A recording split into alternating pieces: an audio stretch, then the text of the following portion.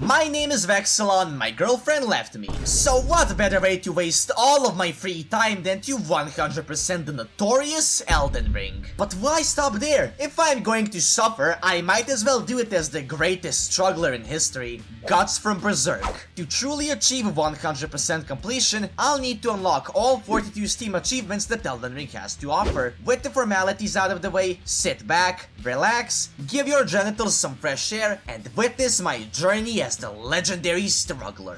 We start our journey in the Chapel of Anticipation. Like the name would suggest, we are anticipating something. And since we're in a chapel, does that mean that we should be anticipating a wedding? Hopefully not. Knowing Guts, he would probably hack the groom in half thinking he is an apostle. Okay, now, how do I get out of this place? Oh, what the hell is that?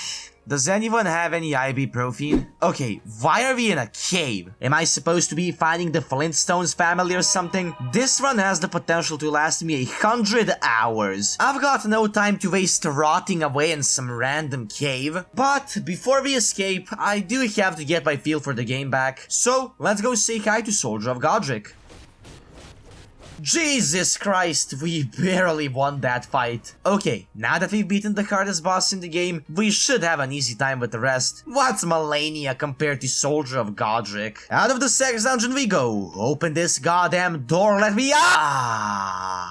The lands between. Home to thick, beautiful waifus, crusty demigods that want to keep me away from said waifus, and of course, more waifus. Jokes aside, look at this wonderful view. God, I love this game so much. Now, while we make our way to the Waypoint Ruins to get Torrent, allow me to break down the rules for this challenge a little bit more in depth. We are playing as Guts, the main character from the hit anime manga series called Berserk. Guts is the most badass, jacked, black Air Force energy dude in fiction. I mean, just look at this dude, look how cool he is. Now, playing as Guts includes the following rule set. Regarding the weapons, I am only allowed to use the ones he wielded in the canon manga series, which consist of the longsword, which he used in the beginning of the series, the automatic crossbow, whose counterpart in Elden Ring would be the pulley crossbow, the cannon arms counterpart, which would be the jar cannon, spoiler alert, I never found it. And of course, the notorious Dragon Slayer. The weapon that Guts uses to cleave any unsuspecting enemy in half. Horizontally, vertically, diagonally. Yeah, that's all of the dimensions that I can remember. Sorry, I was never good at chemistry. The armor options also vary here. For the base armor, we will be using the starting Vagabond armor set. Not always though, sometimes we had to lose those clothes since the lands between do get a little bit hot. Hot. Oops, sorry, too early for that, huh? And as for the Berserker armor set, there are 3 viable options. The Knight's Cavalry set, Malekith's armor set, and my personal favorite, Blythe's set. All of these are very late in the game though, so we'll have to wait on that. Taking a quick break from the build itself, we've arrived at the Waypoint Ruins. So let's rest here real quick. Our legs are tired from carrying fiction 24/7. Oh my god, she is so hot. Is the second thing I thought after seeing Melina. The first, of course, being... what the actual why did that woman just spawn in front of me in the middle of the night? She also gave us a cock ring? Okay. Ma'am, you're kinda freaky. No complaints though, absolutely no complaints. With our horse, goat thing here, we can start making our way over to Caliph to claim what's rightfully ours. Why the fuck am I laughing? So while we get there, let's talk about the actual gameplay limitations that make this challenge so brutal. First, starting with the elephant in the room, we need to platinum the game. For the minority that doesn't know what this means, we need to acquire all 42 Steam achievements that Elden Ring has to offer. However, that's too easy for Guts at full power, so I've devised what I consider to be a pretty solid system to make this run as schizophrenic as possible, which I've named Vexelon's Ultra Epic Extremely Difficult Game Limiting System of Incomprehensible Difficulty and... something else? Now, don't get me wrong, Elden Ring already has it out for my Guts. Get it? Guts because I'm playing as Guts? Anyways, Playing as Guts makes the game way harder for several reasons. For example, my base level cap starts at 20, which is just enough to wield the sword when paired up with a certain item that we will soon get. The only way to increase said level cap is by earning achievements, with each one bumping it up by 5. Simple, right? However, since we know for a fact that I have a serious masochism problem, I also set a hard cap on my weapon upgrade level. It's locked shut at plus 12 until I obtain 2 great runes. This way, I can't just effortlessly cleave through everything in my path, because, believe me, this sword is more than capable of doing that. And finally, the cherry on top of my suffering. I am under no circumstances allowed to use any types of summons, incantations, spells, or any other way of doing damage other than using the allowed weapons, meaning that it's just me and my good old sword, just like in Berserk. Oh god, that's so many rules, man. Hit us up with something interesting. Come on, dance, monkey. You're a content creator, but you aren't contenting, you're just creating. Okay, sorry, stop yelling at me. Please don't click off the video, man. I've got 2 children to feed. Seriously though, if my dogs can collect the fruit of my suffering in the form of doggy biscuits and heated blankets, I'll gladly take on the duty of being a full-time struggler. While making my way over to Kaled, I saw Alexander was stuck. Oh my god, stop bro, I'm stuck. Can you help me? Then something just... So, like the gentleman I am, I hit his big butt with my sword until he thanked me for it. No pun intended. That is literally what happened. And then I met a necrophile. Seriously, I don't understand who the hell this guy is. All I know is that he keeps talking something about dead bodies. While I can get pretty unhinged, sorry D, I can't relate to piping dead bodies, bro. And what the hell kind of name is D? Bro thinks he's mysterious for having a 1-letter name? Okay, we are finally in Kaled. So first on the list is the Dragon Slayer, which was located in a carriage next to some rot puppies. Horrifying place this Kaled is, seriously. Next on the list we set for Fort Faroth. There's 2 things that we need here. First is the right half of the Dectus medallion, which we will need later in the run to access a new area. And the second item is Radagon's Source Seal. This talisman gives us 5 additional stat points in health, strength, dexterity, and endurance, but also makes us take more damage. Now to take a break from treasure hunting, I paid a visit to the local suicidal border next to the Great Bridge. Man, she left me. Well, you know what they say, man. If you aren't subscribed to Vex on YouTube, you might as well fall off a cliff and give him 2,000 runes. What?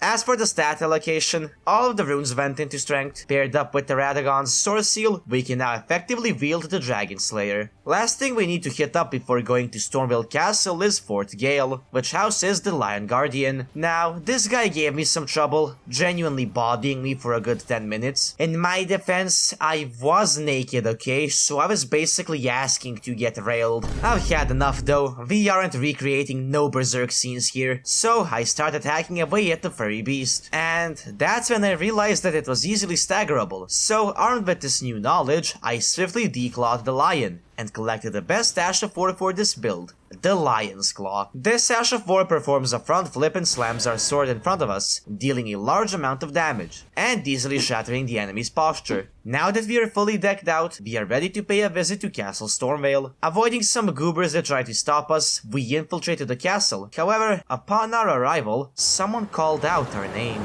Foul tarnished. In search of the Elden Ring. Margit the Fell Omen. This guy guards the gate to Castle Stormvale and is equipped with a crusty cane that resembles a 270-year-old wooden dildo that has been passed down his family tree throughout multiple generations. Jesus, Margit, just the stench of that disgusting item is enough to make me gag. Do not be mistaken though, just because his cane is crusty doesn't mean that he is. This guy moves extremely fast and is a major roadblock for a lot of new players. After getting him to 50% HP, he enters his second phase, where he starts using a wide assortment of magic weapons, such as daggers, swords, and a fucking sledgehammer! Other than that though, he stood no chance against Guts. Nice! First achievement, baby! Right after besting Margit, I continued throughout the castle, where I soon met the man, the myth, the legend himself, XQC. He told me about a secret passage behind the castle and said that nobody ever guards it. He lied. Right after entering said passage, I got trapped inside a sex dungeon by XQC's stupid cousin, CQX, where I then got assaulted by a mobile armor set. Seriously, how many sex dungeons does this game have? I think I'm starting to see how it got the Game of the Year title. After escaping the sex dungeon, I started making my way through the inner parts of the castle, where I soon enough found myself entering a fog gate. As soon as we crossed it, we walk in on a scruffy old guy that seems to be on a date with a dragon corpse. The guy in question also happens to be Godlike the Grafted, bearer of a great rune. Is this what you have to indulge in to carry a great rune? Jack it off to a dragon corpse? God, what is it with this game and necrophilia? He wasn't pleased with us interrupting his extremely romantic date, so he challenged us to a duel. Oh my, what a charmer. He tore his date's internal muscle composition out of its socket and is now using it as a fucking flamethrower! Unfortunately for him, Guts' weapon is called the Dragon Slayer, so naturally we didn't have much trouble with Godlike. Now, that puts us at 3 out of the 42 achievements, since Godlike also had a great rune. Without stopping, we carried on to the Academy of Raya Lucaria. On the way there, we met a bald beggar, which is an accurate representation of myself if this video flops. So let's use this sad sight in front of us and take a collective moment to like the video and leave a comment with at least 5 words so that Vex doesn't end up begging for runes in Liurnia. Making our way across the lake, or pond. Honestly, this place fits both descriptions, so whichever one you prefer. We picked up a key that was guarded by this big dragon, and got bodied in the process. This key unlocks the Raya Lucaria Academy, where we will shortly find the next 2 achievements. Entering it, I met a bunch of soy jack mages that kept casting wimpy incantations and spells at me. I refused to stand this disrespect, so, just like Guts would, I proceeded to obliterate them to assert dominance. Making our way through Hogwarts, we got onto the Carousel of Agony, and shortly arrived at the next boss, the Ginger Furry. Big ass dog that jumps around and casts spells at me. However, he has a cool magic sword, so I forgive him. Or them. Don't wanna misgender a fictional character now, do we? Especially when it's an animal. We did die a couple of times to it, still getting used to the combat. However, we managed to swiftly defeat it, earning ourselves the next achievement. Just when our ego was at its peak, we found our match. The first roadblock in this run, the Carrion Knight. I don't understand why, but this motherfucker single-handedly started my descending spiral into complete madness and made me realize that this run wasn't going to be as much of a cakewalk as I thought it would be. I kept dying to him for around 20 minutes straight before losing my patience, ending my stream, and ordering 16 double cheeseburgers with the goal of skyrocketing my cholesterol levels so much it sends me into a comatose state for the following 68 hours. While suffering the consequences of my titanic gluttony, I was hooked up to an IV stand and tormented by dreadful nightmares of my video flopping. So to prevent that, please subscribe and give this mentally unstable 16-year-old a dopamine rush from seeing funny number go up. Okay, now that the shameless plug is over, we've finally awoken from our gluttonous slumber, and, with burger crumbs crusted on our cheeks, we folded the Carrion Knight like a lawn chair and shoved him into an industrial recycler, unlocking the path to the next boss. However, our level cap is now 45, so let's go level up by one-shotting little void goblins for the next 30 minutes. Cue super duper ultra epic insane farming montage!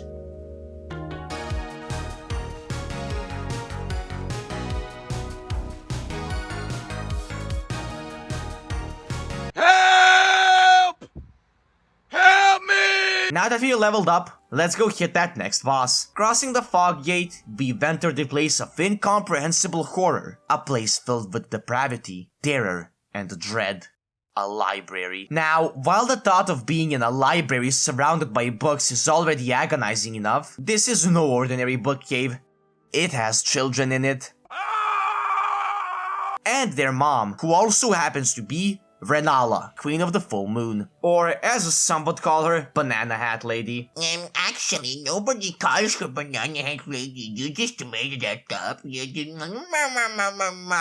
In the first phase, she makes her children chant Yugoslavian war songs while she herself levitates midair, protected by some sort of arcane magic field. The only way to destroy said arcane magic field is by humanely decomposing her children with our recently upgraded 220 kg slab of metal. After doing that, she will fall on the floor and start uncontrollably shaking, getting schizophrenic and mumbling some mumbo jumbo into her left arm sleeve before fucking exploding! She also likes to pull her children into the air and turn them into talismans which she then thunderguns at you. And her strongest attack of all, the falling chandelier. With her now beaten, we can finally move on to the... Of course, there's a second phase. Phase 2 starts off by her filling the library with pitch black smoke that has been stored in her lungs for 30 years following her brutal divorce with Radagon, and transforming the library into a lake? Yeah, I don't know, man, this boss just doesn't make sense. Her phase 2 attacks feature a Kamehameha, magic darts, spiritual dragons and trolls, and my favorite, the fucking moon.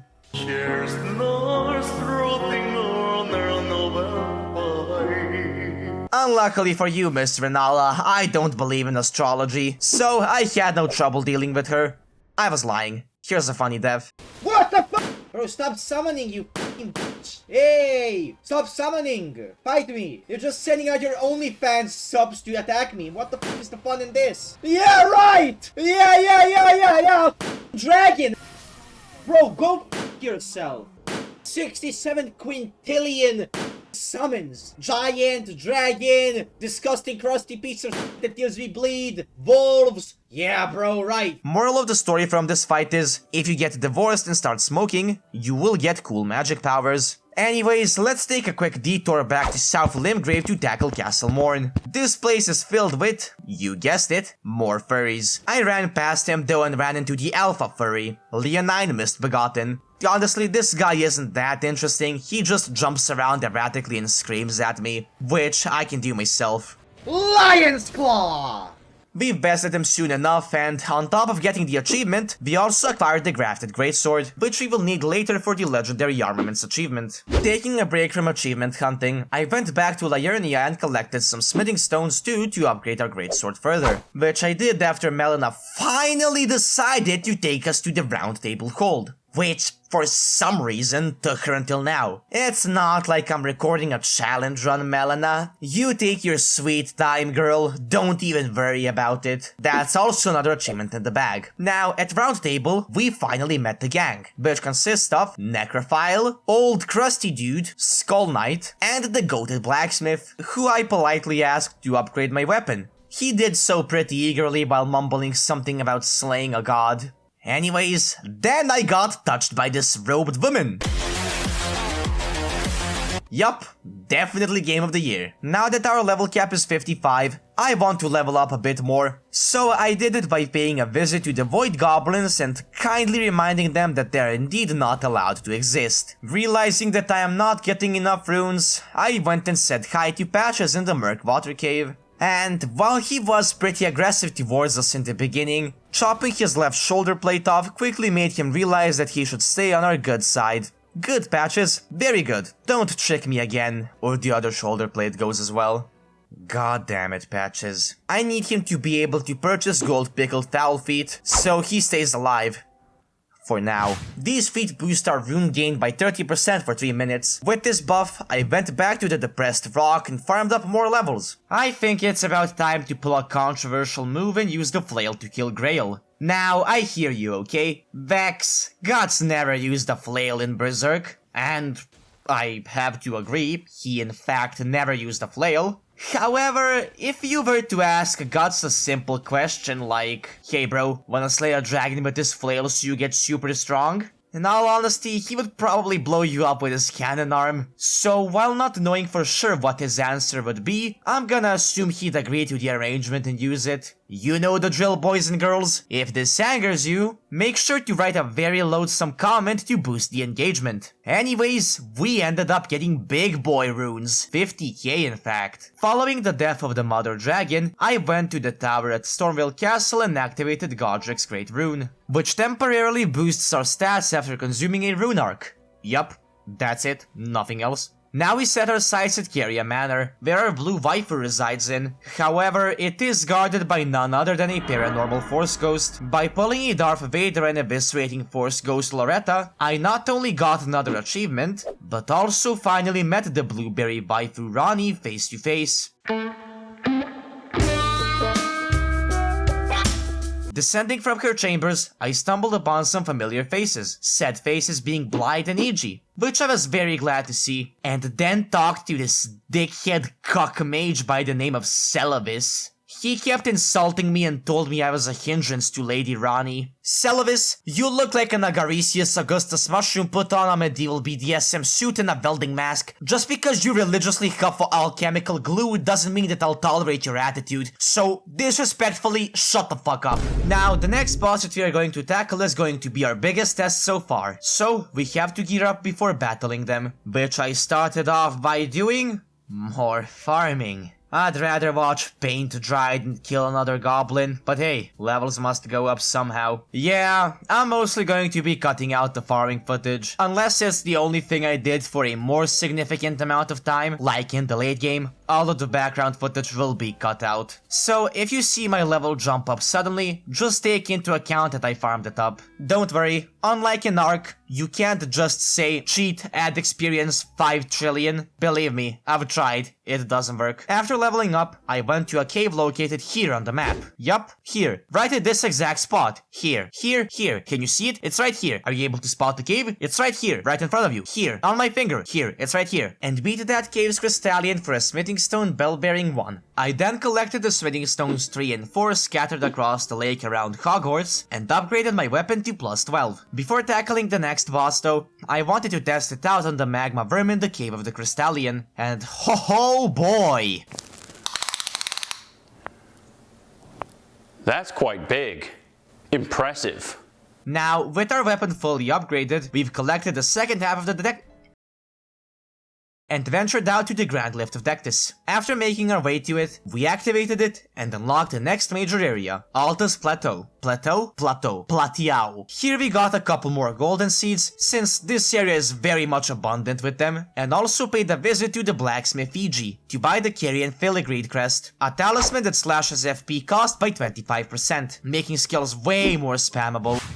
Now listen, I'm gonna go and I'm gonna fucking massacre Radon with his fucking sword! I'm gonna massacre him! Massacre, I say! Massacre! With everything prepared, we begin our march toward the Redmane Castle, our minds consumed by the legendary battle that awaits. But as we arrive there, I brace myself for an onslaught of Redmane knights, only to be met with silence. The castle is eerily empty, no guards, no soldiers, just a desolate, lifeless fortress. Stepping into the courtyard, I find myself face to face with none other than Blythe himself. Suddenly, someone dressed as a jester yells from atop the stand. Asking him what it's about, he offers to give us a lore dump. Star-Scourge Radon, harbinger of a great rune, in one of the strongest demigods in the lands between. Wielding 2 colossal greatswords, he scurries around the battlefield on horseback, infusing his blades with lightning and chucking meteorites at anyone that dares to cross his path. He holds the stars back, denying Rani her fate, meaning that the only way for us to complete Rani's questline and help her fulfill her destiny is to best this monstrosity in the only legal correct way. Which is to tear his pubic hair off, tie it into a whip, and then violently choke him with it until he passes out. Going down the elevator, I walk to a contraption in front of me. Placing my hand upon it, I find myself standing across General Radon.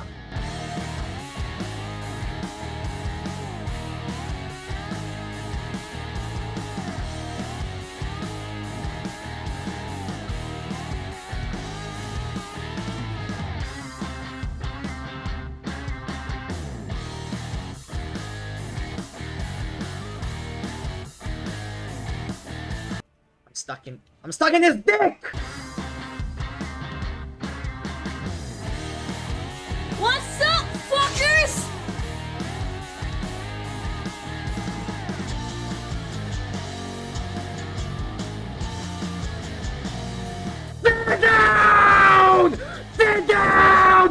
Sit down! I got stuck in this thing and I still cut it off! Sit the fuck down, bitch! Sit down! Okay, that was a fun fight and oh my god, is that a meteor?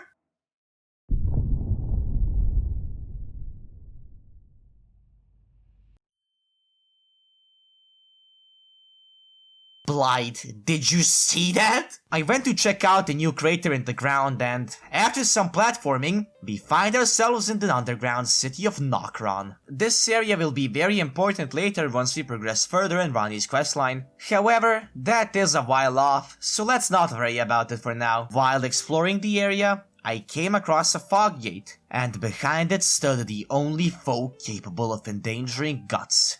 Guts from Temu. He stood no chance against the real Guts though, earning us yet another achievement. Because nothing says victory like a pop-up notification that you can't see because I am not using display capture. Passing through the Mimic Tier arena, I did a puzzle and then touched the roadkill victim, entering its subconscious psyche. I faced the Regal Ancestor Spirit, which I absolutely bodied. I mean seriously, you take this for a boss fight? Nah, this is just Bombi's foster father who suffered a horrific case of taxidermy gone wrong. Poor guy didn't even stand a chance. Now we need to defeat the usual decomposing corpse, which is locked behind yet another puzzle. I don't understand this. There's Regal Ancestor Spirit, there's Ancestor Spirit. Like, what's the difference? They're both basically the same, but two different achievements? That's like saying, here's Vex with one arm, here's Vex with 3 arms. Like, doesn't make sense, man. In any case, we're done with this area for now. Paying a visit to the Blood King enthusiast Vare, he gave me a side quest to break into people's worlds and physically assault them. So I invaded some people and lost 60,000 runes in the process, sending myself into an even deeper pit of financial instability. Filled with anger and pure rage, I invaded another world and won a 2v1 against none other than Skull Knight and Pikachu themselves. Pikachu over here was spamming lightning and trying to smite me down while Skull Knight was getting absolutely bodied. And as for the third invasion, as soon as I entered the host's world, they felt my immense aura and just decided to end their inescapable suffering in advance. Now, after I told Vare about my invading adventures, he was very amused, and as a reward, gave me a cum rag. Yup, you heard me. And to top it off, he then asked me to drench it in the blood of a maiden. Bro, this is genuinely mad weird. Everything about this is deeply unsettling. The implications are horrifying, and the mortal consequences? Unthinkable. So obviously I had to agree. Here you go, Vare. Now what? My finger? Okay. What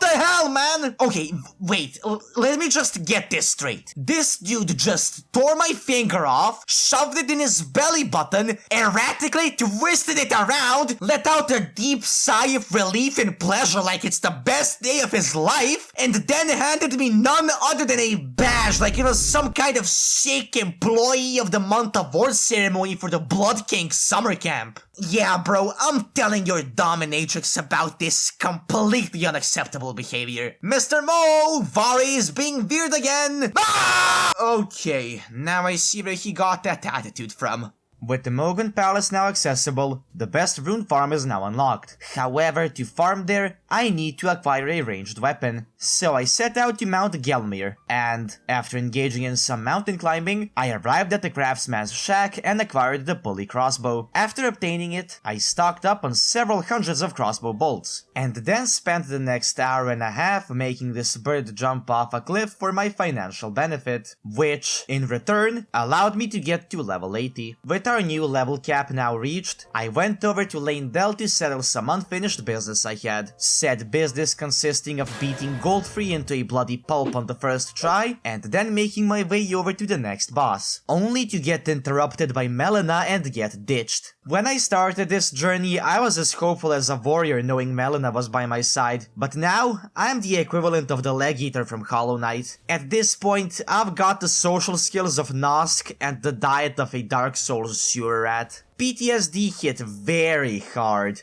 It's almost like this has happened before. In any case, to put up with this heart-wrenching betrayal, I indulged in gathering plenty of sacred tears with the goal of upgrading my alcohol flask. With my holy vodka now packing a Francis Ngannou tier punch, it's time for the next boss. Margit! It's you! Hey man, long time no see! I see you still have that good old cane with you, huh? And what's with the weird monologue? I don't see anyone here other than you and me. Holy shit, this crusty dildo has now been upgraded to a +10 lightsaber. Morgoth, the Omen King. Oh my god, he is coughing up AIDS. Margit, you moron. That's what you get for carrying around a 200-year-old crusted dildo. Anyways, with Margit now dead, we can finally go burn the Earth Tree. Knock knock, motherfuckers! Let me enter Lorax's sex chambers, please. What's this? Impenetrable thorns? Okay man, whatever. Let's go ahead on to the next area then. Well...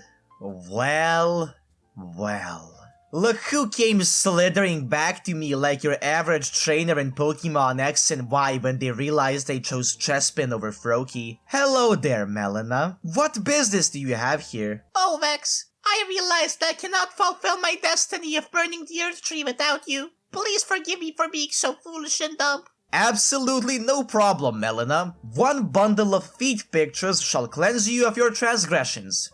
In any case, we are done with Leyndell for now. But before progressing further, I need to clean up some unfinished business in the lands between. Because in From Software games, leaving bosses alive for too long is like letting mold crust on your bread. We will start off by getting the last early game boss we need, which is Magma Worm Makar. Now, you might be wondering, Vex, what is the point of defeating some random boss that isn't even story related? That's a great question. I wonder the same all the time. And the answer to that is because the Platinum Trophy mostly consists of defeating a certain boss. So let's take a look at the bosses we've bested so far to get a better picture of what we need to do, which I split up into 4 different categories, them being 8 early game bosses, 8 underground bosses, 10 mid game bosses, and 4 late game bosses. Or to make it even more simple, you got your lore bosses, filler bosses that are just there for God knows what reason, and your let's copy paste this boss mechanic that worked well in the last game but make it way shittier in this one bosses. Pretty lit, right?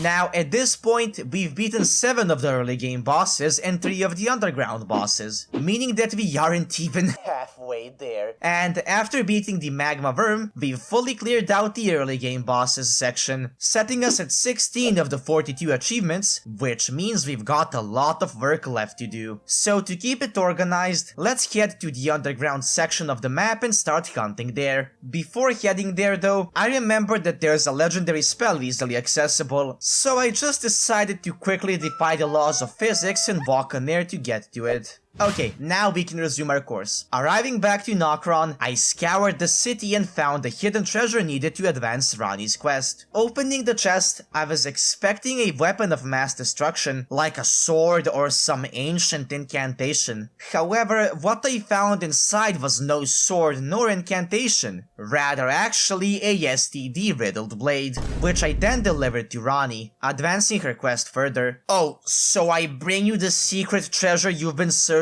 for and then you're like... That's about it, so yeah. E.G., can you believe this man? Along the dark path of Empyrean, from Rena's Rise, as she calls it. Say less, bro. Thank you very much, E.G., you're a real one. So, after getting Ranni's location from our homeboy E.G., I went to Rena's Rise, which then teleported me back underground. I searched around for a little bit, and while not finding Ranni, I did find a Ranni Funko Pop. Hello, Ranni Funko Pop. What are you doing in a place like this, huh? Wanna raid Berserk with me? Okay. So basically 6.5 hours later. But Griffith was good in the beginning. Oh, a dogged fellow, aren't we? Or is it merely thy habit to talk to dolls? Okay, no need to get confrontational now. Eliminate the baleful shadows which prowl these lands. Fine. I'll get rid of that shadow thing that's been bothering you, no problem.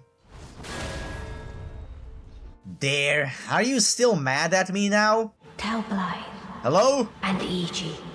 I love Ronnie? her. First Melina, now you? Nah, you know what? I deserve it. I mean, it's like, fool me once, shame on you. Fool me twice, shame on me. But fool me 3 times? That's just fucked up, man. At this point, I'm the equivalent of an abandoned pet. Next woman I trust is getting put in a master ball without hesitation. Well, with another betrayal now behind me, I guess I'll go do what every mentally stable person does. Bathe in a bubbling lake of toxic waste. Ah, I love slowly decomposing in the bubbling lakes of rot in some underground cavern. Another thing I love is getting said bubble bath interrupted by random eldritch horrors. Hey, it also happens that I need you for an achievement. Thanks, random rot dude.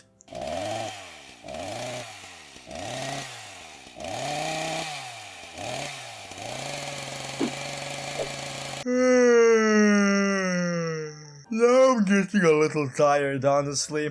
All this walking around is killing me. Let's take a quick nap in this conveniently placed stone coffin. Surely nothing could go wrong. Dear God, how many times will I fall asleep in this game and wake up somewhere completely different? Now, let me ask you guys a question. Have you ever dreamed of being violated by a solar system? What do you mean that's a weird question to ask? How about you just answer? Oh, you have? Good.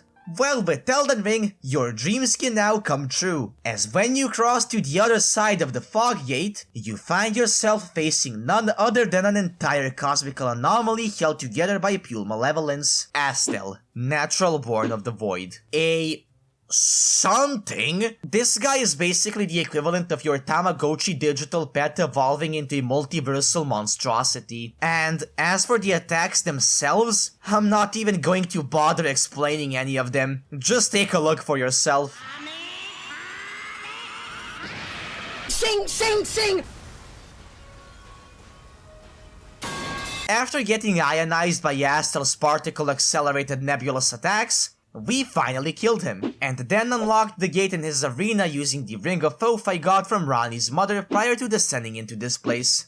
Going up the elevator, we've unlocked the Moonlight Altar area. Ronnie's just up ahead, so let's go say hi to her. Is that the fucking dragon? Okay, time to rizz up Ronnie. Let's go! And as a cherry on top of now being engaged, we also get the Dark Moon Greatsword, one of the most consistent weapons throughout the Souls series, appearing both in Dark Souls 1, 2, and 3. After putting the Ring of Oath on her hand, her questline is done for now and will resume once we beat the final boss. At least I hope so. At this point, I wouldn't be surprised if she ditches us after beating the game. Honestly, the pacing in this game feels so weird. 1 minute I'm playing Monopoly with my 4-armed girlfriend, and the other I'm collecting bounties from ancient dragons. At least the ancient dragons are cool. However, we've got to go back underground and finish our business with the bosses there. Said bosses being the only ones available at this stage of the game, which are the Valiant Gargoyles. Don't you worry your pretty little head though, this is just the beginning of Elden Ring's absolutely terrible implementation of dual boss fights. Thankfully, you're supposed to fight these guys earlier on in the game, so we had a relatively easy time defeating them. Now, before we continue with the boss marathon, let's take a short detour to Leyndell and get the Bolt of Grand Sax. Since when I was originally playing the game and wanting to platinum it for fun, not for a video, I missed this item, seeing as it disappears after you burn the Earth Tree. Not wanting to repeat the same mistake twice, I got the Bolt of Grand Sax pretty quickly, and then climbed up the Divine Tower of Liurnia with the goal of paying a visit to my partner. As it turns out, she was not here. The only thing that was here was her scorned husk of her last body. Oh well. At least we've got the Curse Mark of Death, which is pretty cool nonetheless. Okay, now back on track with our boss marathon. The next major area is located up north near Mount Gelmir. Thankfully, it's pretty easy to get to, seeing as the only requirement to get there is to get abducted by a virgin at Hogwarts. What? You thought I was making some bad joke? Well, I'm about to. I'm a virgin at Hogwarts. I'm also the only guy without a partner at the Yule Ball. But no, seriously, the enemy that leads you to Volcano Manor is literally called an Abductor Virgin. Yup, that's a real name? No, I did not make it up. So, after getting smothered by a mobile Iron Maiden, I woke up in the Elden Ring equivalent of Death Valley. After doing some platforming, I fell through said platform and landed into a room with none other than... virgins. Guts' biggest weakness! Virgins!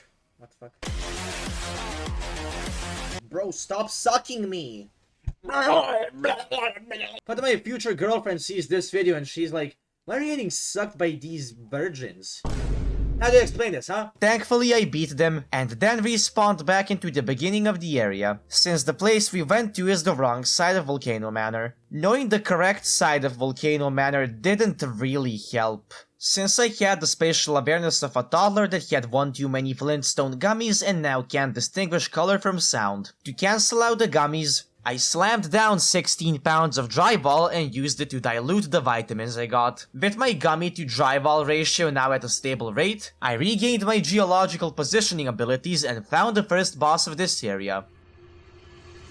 Queso. Even with the Dragon Slayer, Queso still put up a hefty battle. He tanked those hits like I was hitting him with a Hulk Hogan's milk mixer instead of a 220 kilogram slab of metal. Upon slaying Queso, not only did the gravitational field in the Volcano Manor get way less intense, allowing me to move at my full speed, but he also unlocked the path to our next boss. Thanks, Case. You're a real goat, man. Making our way through the terrain and dipping our asses in lava, I fiddled with this contraption and it sent me to yet another cave. This one had a fog gate, and upon entering it, I found myself standing across a big-ass snake. Now, this boss fight requires using the Serpent Hunter, the weapon provided in the arena. I let it slide since this boss is practically impossible without it. Now, you might be thinking, wow man, that was easy. Well, thanks for jinxing me. Now the big eldritch serpent grew a face. Listen, you're watching too much lowly hentai, and I mean, to be honest with you, I'd rather you do meth. Okay, now if you didn't believe me until now that Elden Ring is heavily inspired by Berserk, look at the design of Rykard's blasphemous blade.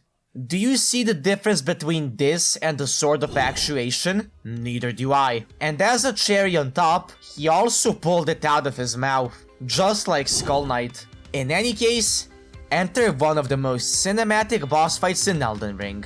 Rykard, Lord of Blasphemy.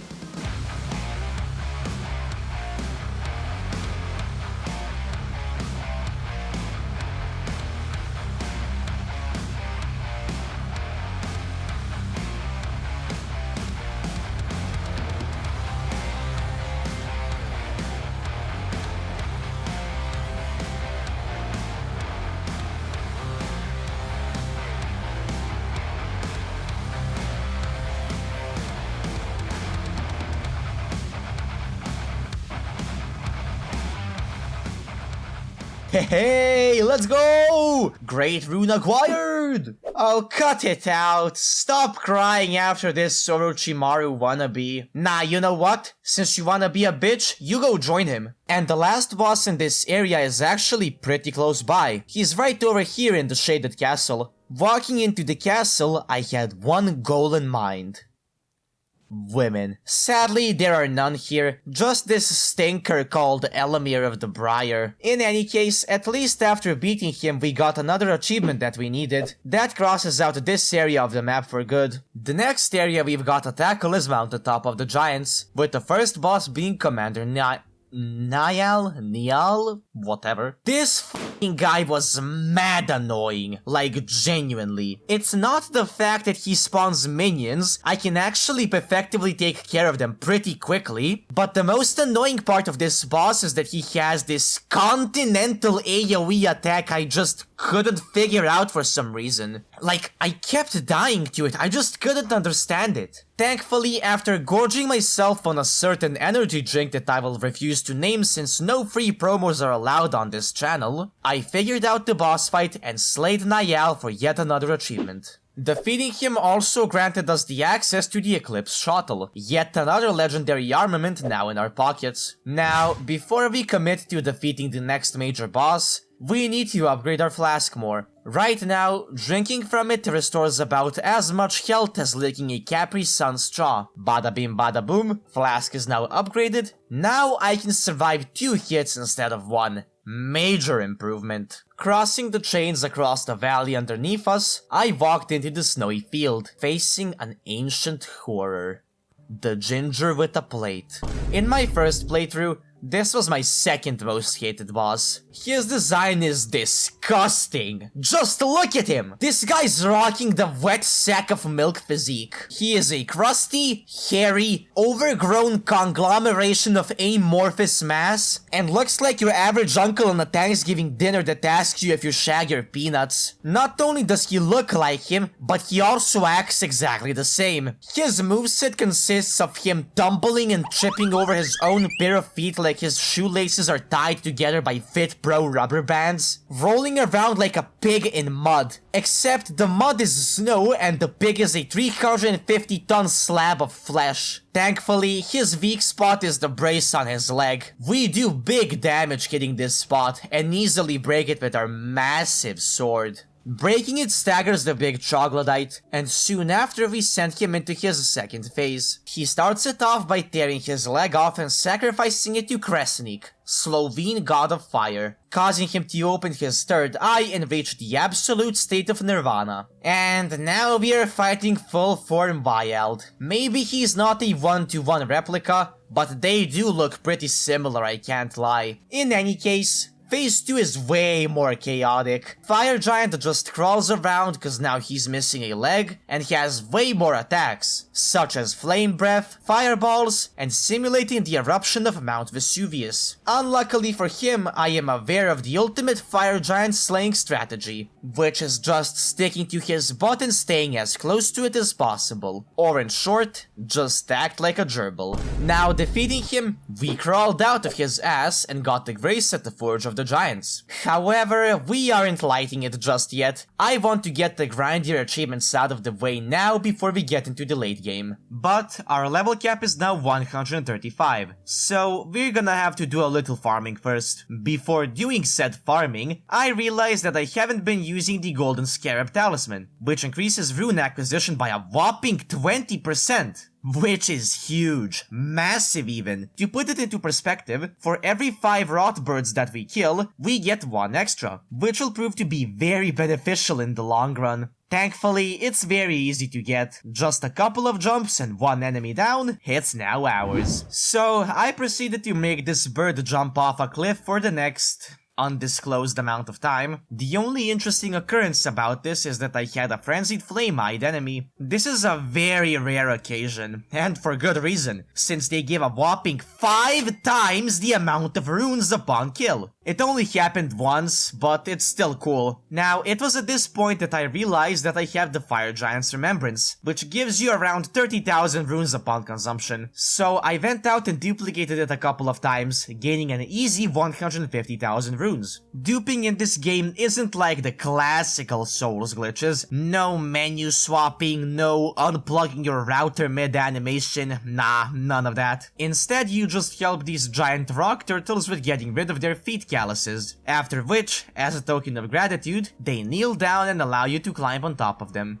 Then you just walk into the mausoleum on top of them and give your remembrance to the scorched corpse inside, efficiently duplicating it. This is a completely legitimate and non-cheesy mechanic. Although, looking back at it now, it wasn't really time efficient. Okay, now that we're fully leveled up, we can start collecting the items, which is probably the most boring part of the video, but it has to be done. Starting off with the talismans, we got the Godfrey icon, Noxtella icon, and Radagon's icon. That's a lot of icons, jeez. It feels like I'm filling out the FIFA 365 album from 2017. After them, I went back to Caria Manor and broke into this family's home to steal their only means of self-defense, the Sword of Night and Flame. If the Caria Knights come knocking on your door looking for their ancestral weapon, just I don't know, challenge them to a game of Uno? Worst comes worst, you get Uno reversed straight into the afterlife. What do you mean there's no family members here? Look, they're right here! Oh, right, my meds, I'm sorry. So nav acquired. Now, let's go to Redmane Castle, which is functioning normally now, and battle the Misbegotten Warrior and Crucible Knight duo.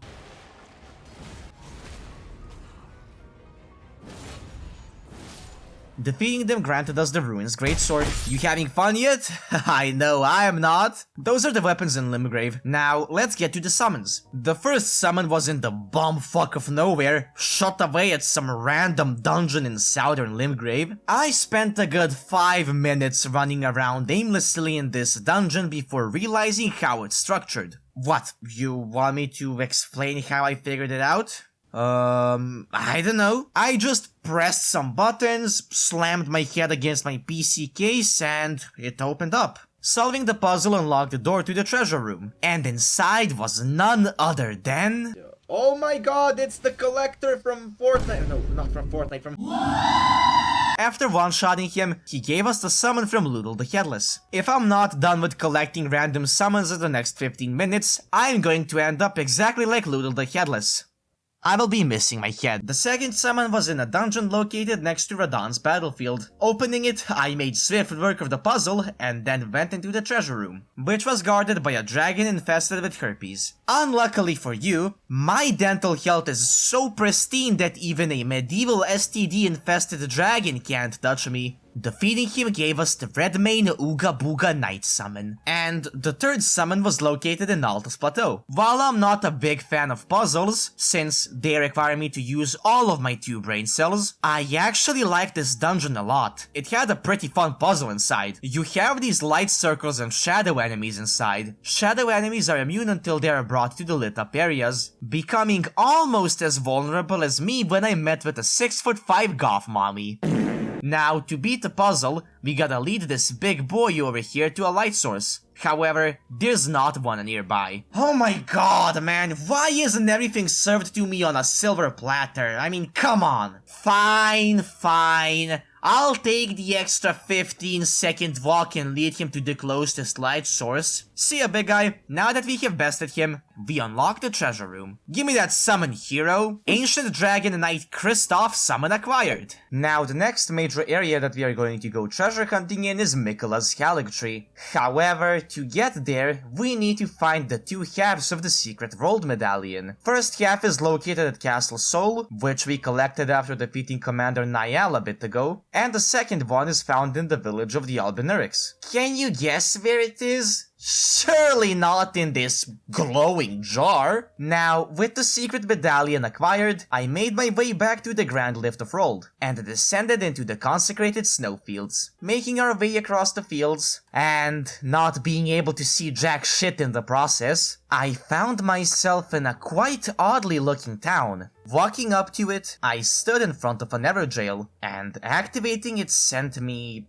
nowhere? Now that I look a little closer, this is the city. However, there's enemies present now. The goal here is to activate the 4 statues scattered across the town, which will unlock the teleporter leading to our target area. Activating the first one was smooth sailing. I just climbed up a ladder and lit it up. But then, I got sniped by the archers on the other building, which gently planted 25 arrows into my cerebrum, slaying me instantly. This can also happen in real life. If you're wondering how, well, just don't pay your taxes, and sooner or later, you will get the common flu that places 17 bullets into the back of your skull. Now, while I was walking around and searching for the last statue, my sleep paralysis demon decided to gank me from behind and shove a 7-inch blade into my left lung. Fighting him looked like the average stand user battle in JoJo's To the Naked Eye. Just a random dude swinging away at empty space, and then getting stabbed in the pancreas. Thankfully, I spotted the last statue and managed to activate it. You already know that as soon as I activated the last statue, I beelined towards the teleporter and got the hell out of there as soon as I possibly could. Spawning in, I found myself on top of a tree. This place was straight up nightmare fuel. First, you've got ants the size of a commercial moving van chasing you like you owe them money. Come over here and kiss me on my hot mouth. I'm feeling romantical. And then there are Mr. Michelin Man's children shooting explosive bath bombs at me. Physically, I've died only about 2 or 3 times. But mentally, 56. Making my way through the area, I got a little mad at the NPC distribution here. I can't lie, this was one of the more annoying areas in the game. Hey, Past Vex, what do you think about the NPC distribution in this place, huh? 57 quadrillion enemies in every single corner of this area, man. Thankfully, I made it past them into an open courtyard. You know what this means. If you walk into an open area in a Souls game, you are about to get violently touched. The toucher this time is real Loretta. This boss fight is just Force Ghost Loretta all over again. Although with more magic and more health. Another achievement! Yay! Only 18 more to go. Hey, at least in this video, you can gauge my progress to suffering ratio in the form of flashy— Oh my god, stop sending me messages when I'm recording! Sorry about that. Making our way through Miquella's STD tree, I did some platforming and collected the Dragon Crest Shield Talisman. And soon after, I also collected Marika's Sword Seal. We got the 2 collectibles that we came here for, so let's leave the rest of the area for later. Going back to Liurnia, I assassinated Black Knife Tish and got the legendary Ashen Remains achievement. That's the least grindy achievement of the grindy achievements done. Do I sound happy? I sure am. As you can tell by my voice, I'm extremely ecstatic about this information right now. Now that we are back in the early parts of the game, let's also get the first of many legendary spells to come. The Flame of the Fell God. With a name as epic as this, I was ready for an intense battle. Prepared to sweat, bleed, and even dress as a femboy to get this legendary spell. Thankfully, none of that was necessary. Just bonking the dude once was more than enough to win us the battle. The next spell is located down in Deeproot Depths. Descending into the underground part of the map, I sprinted across the never-ending cluster of branches and roots, and dove headfirst into an anthill like I was diving into the Danian nest from Chaotic. I seriously don't understand what is it with this game's fetish of big bugs. I literally feel like I'm playing Grounded. In any case, breezing by them allowed me to get the Elden Stars, which is another legendary spell in the bag. Now, while we are in Deeproot, I also took a short detour and unlocked Fortis Axis Arena. I wanted to go inside and see if the big dragon is there, but instead I got ganked by Fia's goons. Out of them, Lionel gave me the most trouble, but you know what they say, the bigger they are, the faster they get flatlined by our greatsword, or something like that. Now that we've defeated them, when we get back to this area later, it will be clear to fight the dragon. The next legendary sorcery is located at the Moonlight Altar, and is locked behind another puzzle. We have to find the 3 ninja turtles and solve the puzzle they hide. The first turtle was actually right next to the tower where we started the puzzle. Okay, well, that was pretty easy. The second turtle was further north, just chilling on this rock. Not very well hidden. He's just a chill guy. And the third turtle did admittedly take me some time to find. I wonder where it could be. I searched high and low. I turned every nook and cranny inside out. I checked every blade of grass. And then I even— Oh.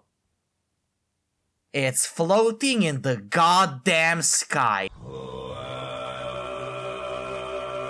Okay, that was something. At least it was refreshing to do riddles outside of dungeons. In any case, we've got Rani's Dark Moon. We're almost done with the sorceries. The next one is located in yet another cave. Running through it, I just breezed through the enemies, slayed the guard that was protecting the gate, ran in and got the Elden Stars spell for free from this comatose mage. Hey, Editing Vex popping in real quick. So, as you all might know, I am an extremely good YouTuber. And just to solidify this statement, I forgot to record myself getting the Comet Azor. So, As compensation, have a picture of my dogs. I know, they're so cute. If you want to see more pictures of them, join my Discord. I have a whole pets channel dedicated to all of the cute animals, so if you want to join, the link's in the description.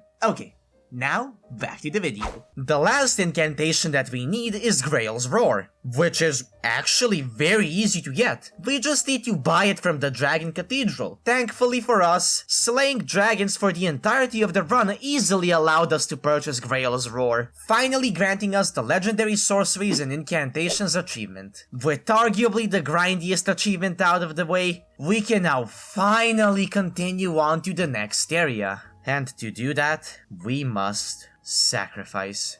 Are you ready to commit a cardinal sin? No. Waking up in Farum Azula, I started making my way through the crumbling city, platforming, dodging, and dying. Bracing myself for the second worst boss in the game. I was mentally preparing myself to either win first try or spend the next 2 hours grating my skin off with a lint roller. Soon enough though, we made our way over to the first boss of the area. Queso and XQC in a duet. This is the second most bullshit fight in Elden Ring, not because it's a duo boss fight, but because it just simply doesn't work. The fat guy moves faster than the skinny guy, meanwhile the skinny guy does more damage than the fat guy. How does that make any sense? That's like saying Rampage Jackson is more agile and athletic than Demetrius Johnson, while DJ hits harder. Like what? I died to them a couple of times, but surprisingly, I took them out in just under 10 tries. It wasn't so bad after all, huh? Defeating them gave us the last Smithing Stone bell bearing, and to top it off, I went back to the mountaintops of the Giants and got an ancient dragon Smithing Stone. This item allows us to level our weapon to plus 25. So, with all of the necessary materials now acquired, I went back to the Round Table Hold, gave the 56th bell bearing I got to the Twin Maiden Husks, purchased a mouthful of smithing stones, and upgraded my weapon to plus 25, earning us the God-Slaying Armament achievement. With our weapon now maxed out, it's only natural that we test it out on a new boss. And seeing as the Round Table is aflame now, let's go pay a visit to Fia. What is it you intend? To deny us like the dogmatic brute? What? Why would I want to kill you, Fia? I got no way of fighting Fortisax if I kill you. After talking to Fia over and over again, our conversations were so fun and interactive that she passed away.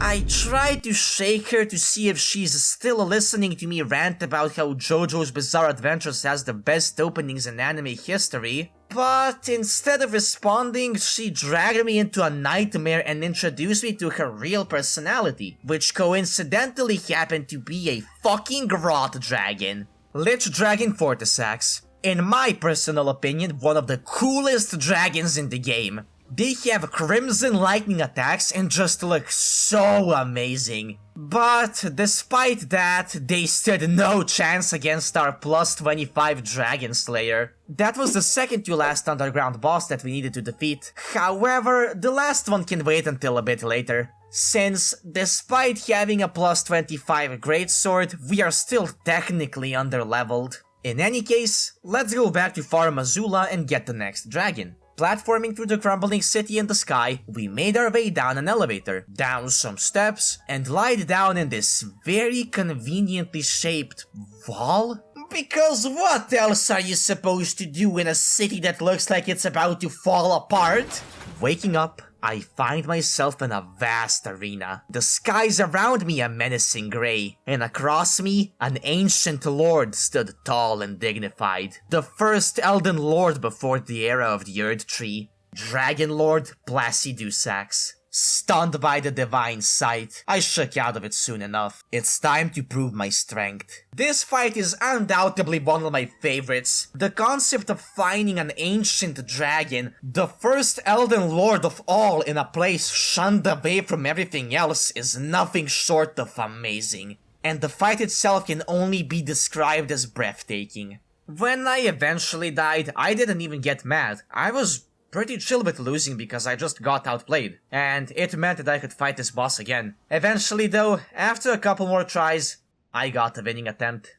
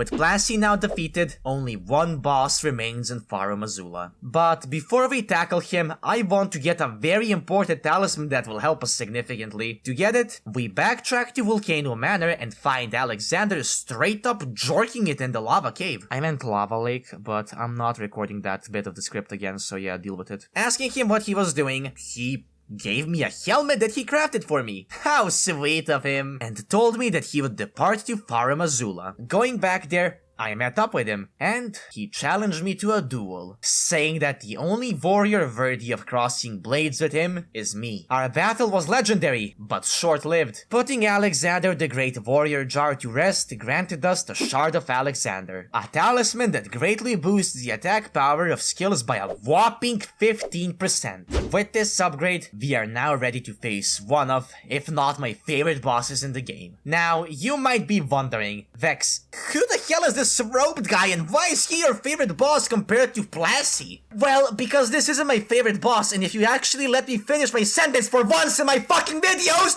you would understand! This is my favorite boss, Malekith the Black Blade. Tell me, do you see a Berserk reference here? Yup. Exactly. Not only is he a violent dog, but he also has a black onyx armor. Who else has this, you might ask? Berserker Armor Guts. I love this fight. I used to hate him because he was so fast, but after learning his attack pattern, he easily became one of my favorite bosses. Now, with enough yap, witness one of the best bosses in Elden Ring. Malekith the Black Blade.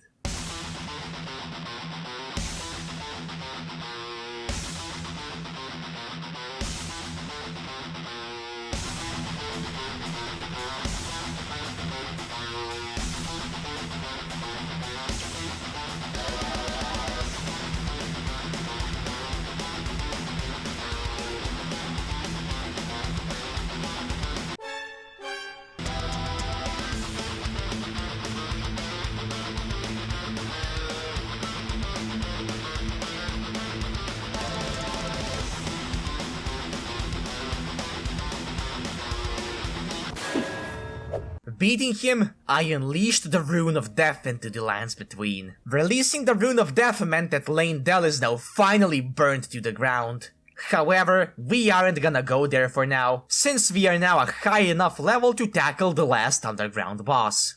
Walking through the hordes of blood worshippers, they dared not to even look at me. They could sense the hatred I was feeling towards this boss, since, in the background, I kept returning to him and dying over and over and over again. Said boss being Shardbearer Mo, the actually powerful version of Mo. This guy's first phase is like Mo 1, smacking you with a pitchfork like he is trying to impale a dumpling on a size 12 fork. The only difference in phase 1 is that he just does an absurd amount of damage and he has way more HP. After chunking his HP down by 40%, he starts chanting satanic incantations before thrusting his fork towards the sky and yelling, Nihil! Nihil!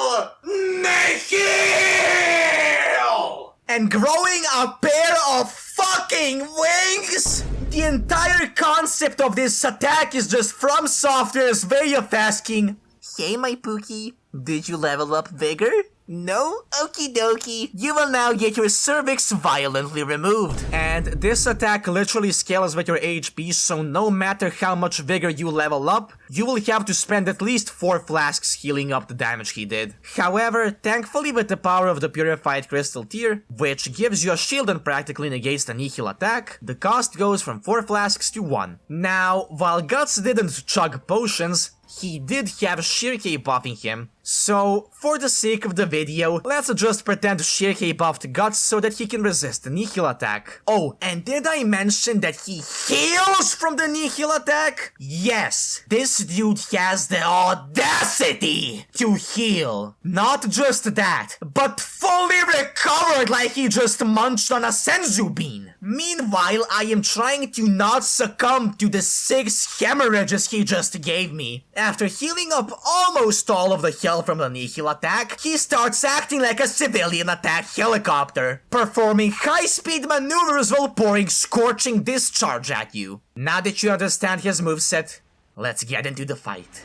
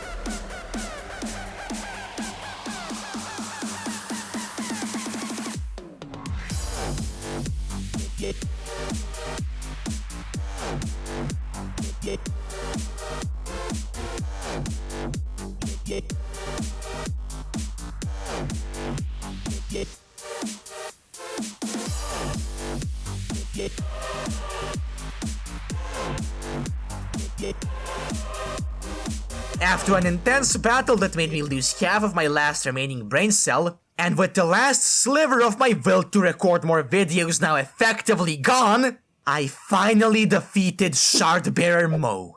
Now let's get going back to Leyndell, which is the next major area of the game we'll have to clear. Also, do you remember the Shard of Alexander that I greatly praised a couple minutes ago? Wait, are you sleeping? Aw, you fell asleep watching my video. Wake up! Yeah, PastVex has something to say about using the Shard of Alexander. Wait. Oh my god. I just realized I haven't been using the Shard of Alexander. Oh my god. I've been fighting them with the Golden Scarab all this time, dude. Oh my god. There's no way. In any case, now that we are in Leyndell, let's go sewer diving. Now, while I like to sit in the sewers like a little troll and fish for radioactive carp, this time we aren't there for recreational purposes. We have some business to settle with a certain someone. Passing through the sewers, I ran past Master Splinter and Biollante and arrived at an underground dungeon. Bursting the doors open, I find none other than Mo. Hey Mo, remember how you bullied the absolute shit out of me like 2 minutes ago? Yeah, how about we reverse the roles this time, huh? How do you like getting your rotator cuff sliced off, huh? Yeah, it doesn't feel so good now, does it? Sit the fuck down! Okay, now, before we continue, it's level up time! To prove that I've been grinding my guts out, here's the footage of me finding yet another golden bird. Yeah, that's pretty lit, right? Anyways, Killer Queen! Get rid of the boring farming footage! Killer Queen 第3の爆弾バイツァーダスト We're leveled up now. Knock knock, Lane-Del. It's time to show you who's the boss.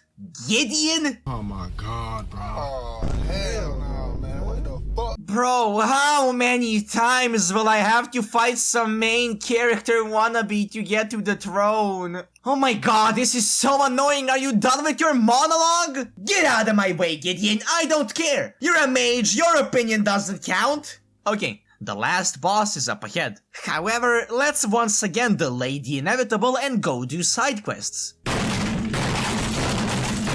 What? Delaying stuff is getting boring? Welcome to high-level marketing, baby. Since Lane-Del is now burnt to the ground, we can get one of, if not the best talismans in the game. Erdtree's Favor +2. It's guarded by a couple of herpes dragons. However, with the power of being physically active, I just ran past them, got the talisman, and then dipped. Now, the last legendary talisman that we need is located in Farum Azula. Teleporting back there, I jumped around the place like my script and pacing, and found the place where it's hidden at. Guarded by a couple of weaponized dogs, and this guy that we met way back in Limgrave. I ran past him and opened the chest, only to get assassinated in the process. Unluckily for everyone other than myself, I am capable of respawning, so I just came back, yoinked the last legendary talisman that I needed, and left with a sick transition. Nice. We are almost done with the extra grindy achievements. Now, it is time to tackle the boss I have been dreading to fight from the start of this run.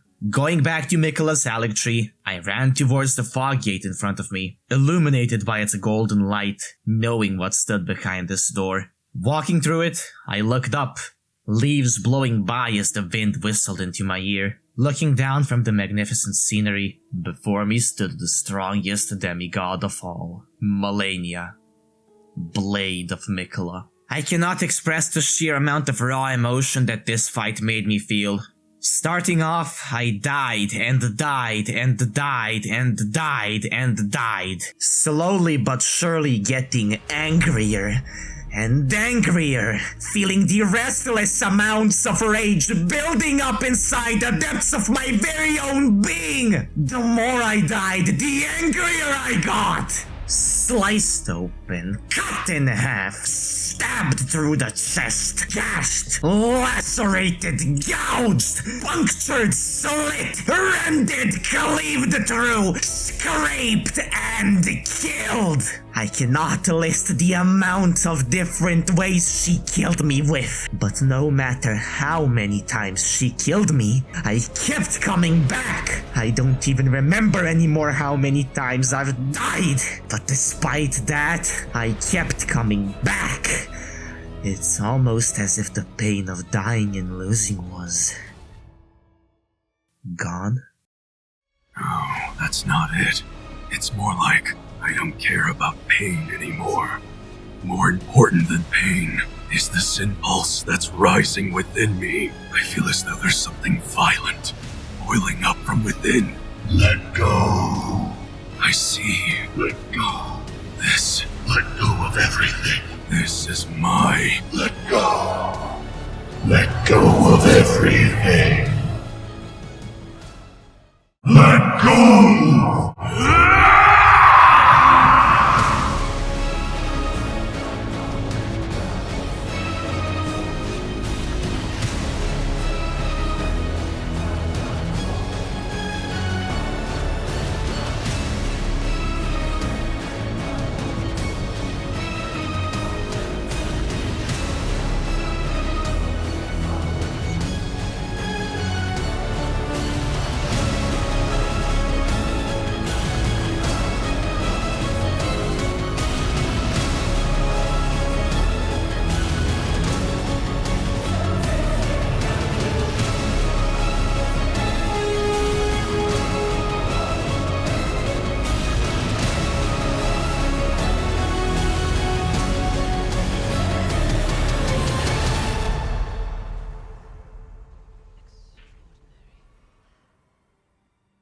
After a battle that felt like it lasted for eternity, and dying more than 100 times, Malenia, Blade of Mikola, has for the first time tasted defeat. And you'd think I would be happy, screaming at the top of my lungs now realizing that I've successfully triumphed over my arch-nemesis.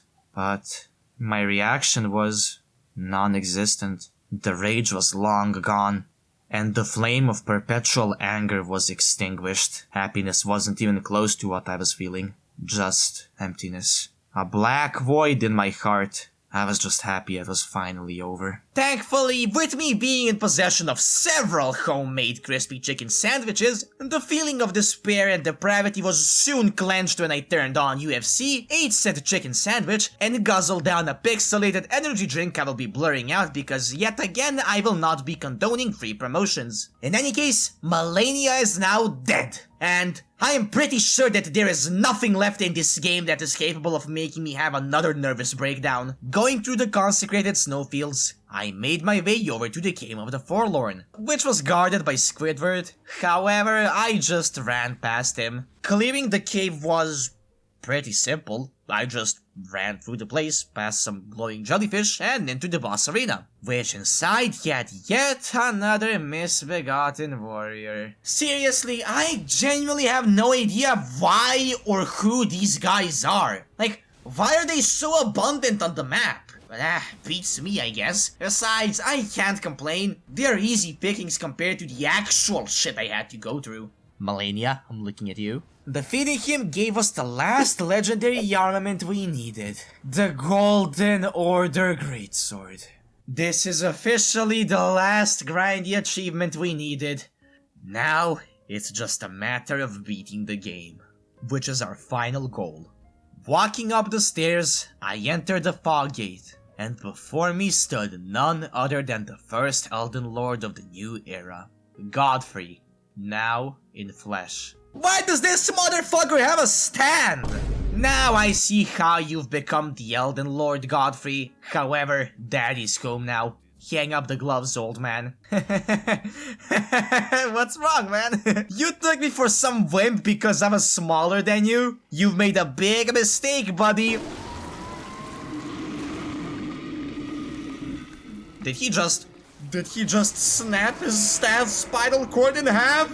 Okay. This guy just consumed his stand and turned into prime Randy Orton.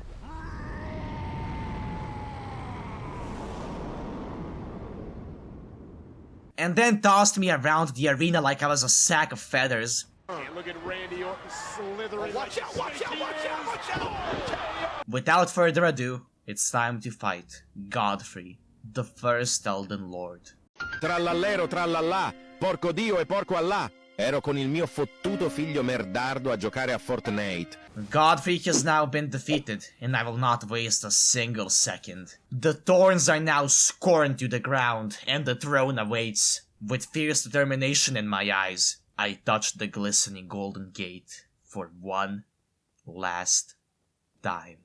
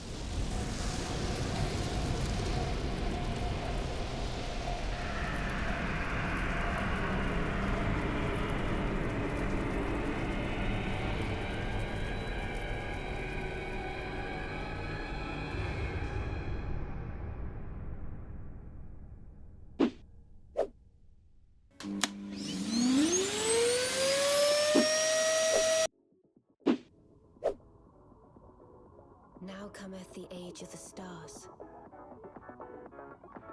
1,000-year voyage into the wisdom of the moon.